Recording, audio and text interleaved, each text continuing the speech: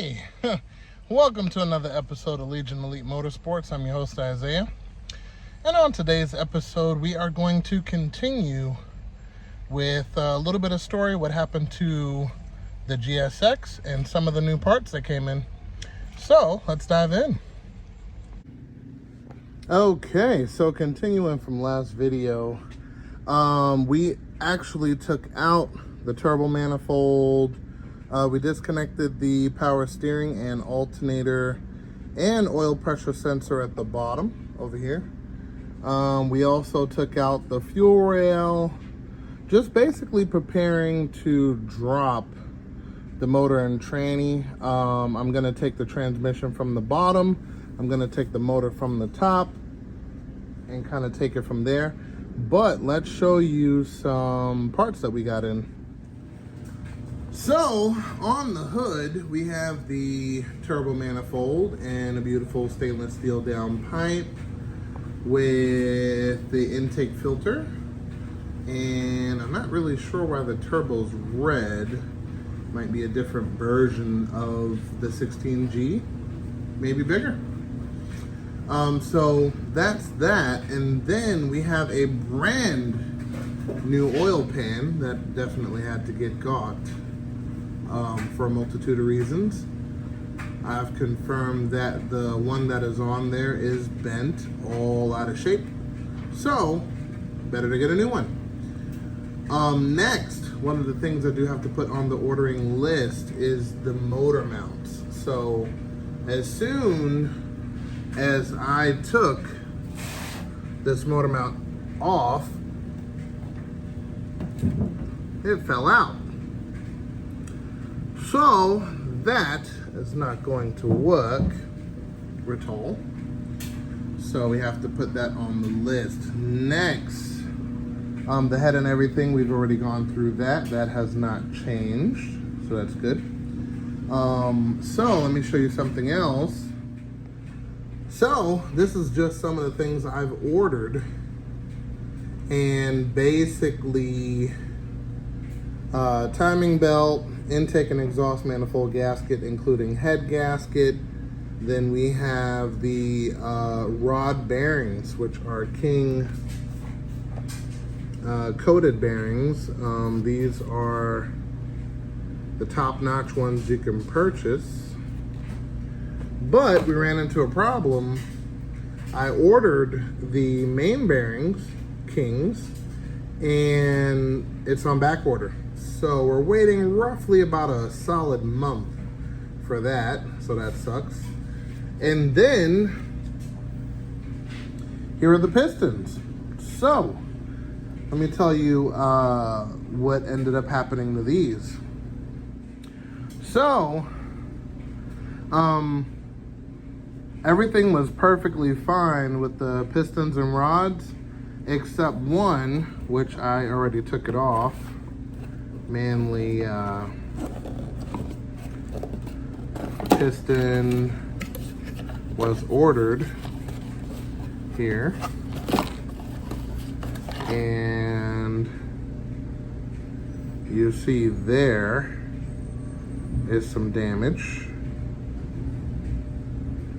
There is some damage, and this is the worst piece of the damage. Now, just to give you an idea what happened to the piston from these little pieces of damage is it actually had the piston ring stuck. It was in, I actually pulled the piston ring out to see what was going on, and the damage is pretty apparent. So, we got a brand new piston there, and yes, you can order these one at a time, which I thought was pretty interesting. And it came with new rings and everything like that. Cool. So, I took the piston ring, and put it in the corresponding block. These are all labeled on the bottom as to which cylinder they go to. So, we got 3, 4, 2, so on and so forth. Anyway. So I took the new piston ring and put it in the block, and I measured about roughly 13 thou. Gives us room to, shave it to the proper size. But since these were already in the engine and being ran, I took one of the piston rings from one of these to see what they were milled down to so I can duplicate it here so they're all equal. Well, let's just say someone took it out of the box and popped them on the pistons and ran it. They were not gapped at all. And stuff like that with that piston happens. The piston rings butt up and it damages the piston. So now when we do put this back together, I have the fouling tool here for the piston rings. And we're going to bring these to the specs that Manley themselves give you. And it says a minimum on the top compression ring of 18 thou. Okay. And these were at 13 thou. So since we're not going to go crazy, I'm going to show you guys when we start installing this into the engine block, you know, how to do that properly. You cannot, whether it's a standard piston or an aftermarket piston, you cannot leave it stock gap. You have to gap all of your piston rings, especially when they're new. Rule of thumb. So, because of this findings, I don't feel comfortable just slapping it together. So I'm gonna pull out the motor and transmission and we're gonna do it from scratch. Okay. So basically, we are gonna pull out the motor and transmission. We're going to drain the transmission fluid if there's any left, take out the axles, dismount the transmission, slide it from under the car, and be good to go. So that's done. Next is this Jack's transmission box. Okay, Jack's transmissions. So I spoke with the previous owner and he expressed to me that the car actually scrapes first, second, and third. So I'm assuming, okay, we have bearings, we have the gear, and there's a multitude of synchros in here on both sides, so including C-clip seals and all of that good stuff. So we are going to dive into the transmission and get everything sorted out, and we also have brand new shift selector forks. So yeah, we're gonna also do that too. So this is something to look forward to. We just need to be on point as to what we're doing and take it from there. So next, I'm already planning ahead, so to speak, because I'm going to be putting some big brakes on this car because I can already predict that it's going to be quite fast, and it's all fun and games until you can't stop. So we're going to remedy that ahead of time. So we have the little spacers and the bolts. The bolts go to these beautiful GM genuine parts. Let's check it out. Look at that, huh? Brembo, made in Italy. So, some good old 2006 Cadillac CTS V4 piston brakes. They look beautiful. They're brand new. Genuine GM parts. And then, that's that. And then these are the disc. Now, I know you can't see how big they are, you know, on camera. So let's take somewhat of a measurement just to give you an idea how big these are.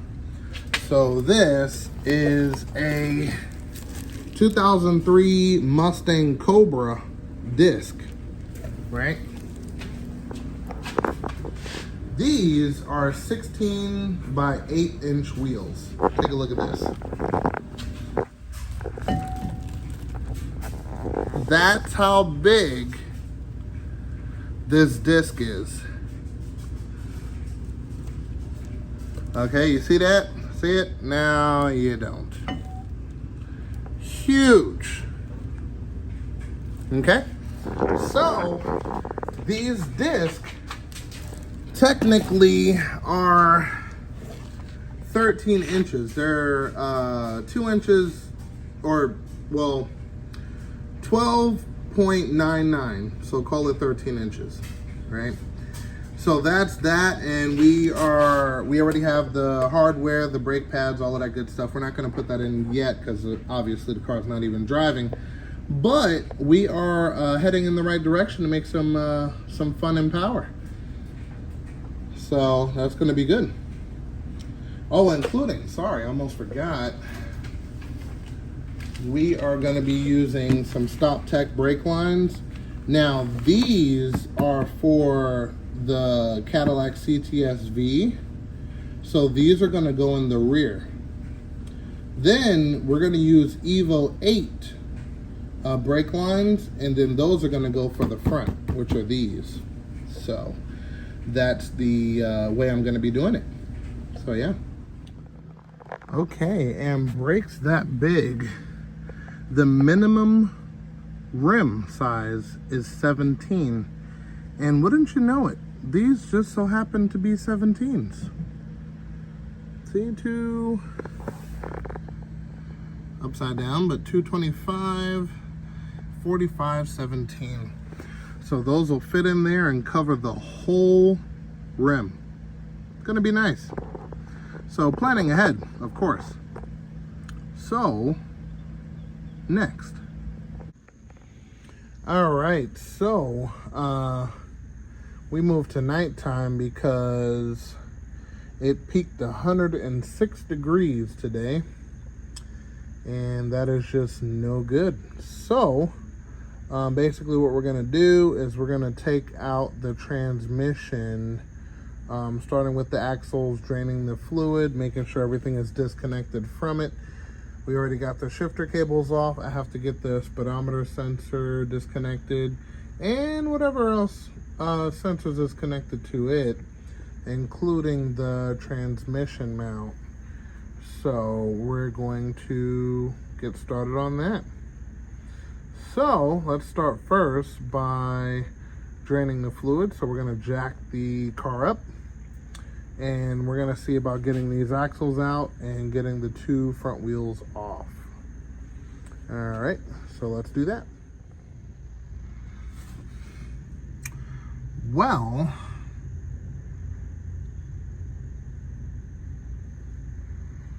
kind of looks like a little bit of condensation, but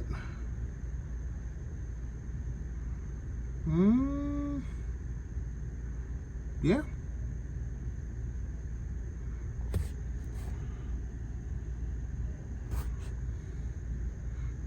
I don't know. We're definitely gonna see. That's for sure. So we're gonna let this drain and see what's what. So simple enough. 2 bolts out. Bust loose the axle nut. 20 or 32 millimeter, and push it through. And there's 2 bolts here on the block. You have to take those loose, and then everything slides off. One piece, simple enough. All right, and the passenger side is the shorty axle, so doesn't have the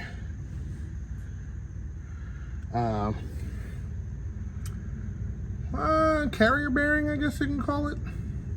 What a short, stubby axle. But the good thing is that when it comes to torque transfer from a long axle, this helps a lot with delivering the power without snapping axles. Not saying it's impossible, but you got to try harder, basically. So that's good. All right, let's get the other side. Okay, so to get this axle out, best thing to use is a flathead from about 7 o'clock, 9 o'clock if you can reach it, and with a good hammer, and it'll pop right out. But that is done. So next we have to take loose the slave cylinder. We have a reverse light there, and we have, let's see, still the speedometer right there. So a couple things to take off, including the transmission mount, a couple of plugs, and we should be good to go. Whew. Okay, we're gonna call it an episode right there. We're gonna continue pulling out the transmission and, well, the remainder of the motor. I hope you guys enjoyed this episode. If this is the type of thing you like to watch, definitely consider subscribing and hitting that bell icon for updated notifications. And until then, guys, I will see you next time. Remember, knowledge is power.